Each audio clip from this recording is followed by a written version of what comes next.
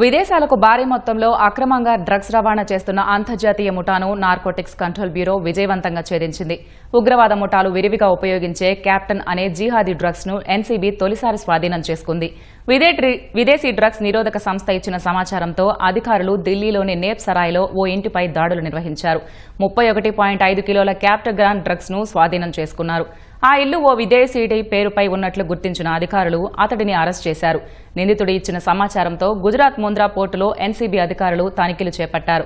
అక్కడ ఓ కంటైనర్లో 196.2 కిలోల క్యాప్టగాన్ డ్రగ్స్ ను సీజ్ చేశారు. ఈ ఆపరేషన్ రేస్ పిల్ విజయవంతం కావడంపై కేంద్ర హోంశాఖ మంత్రి అమిత్ షా హర్షం వ్యక్తం చేశారు. ఆపరేషన్ రేస్ పిల్లో భాగంగా ఎన్సీబీ అధికారులు 227.7 కిలోల క్యాప్టగాన్ డ్రగ్ సీజ్ చేసినట్లు తెలిపారు. అంతర్జాతీయ మార్కెట్లో దాని విలువ 182 కోట్ల రూపాయలు ఉంటుందన్నారు. ఈ డ్రగ్స్ పశ్చిమాసియాకు తరలిపోకుండా ఎన్సీబీ అడ్డుకుందన్నారు. ఈ రకమైన డ్రగ్స్ పట్టుబడటం దేశ చరిత్రలో ఇదే తొలిసారి అని అన్నారు.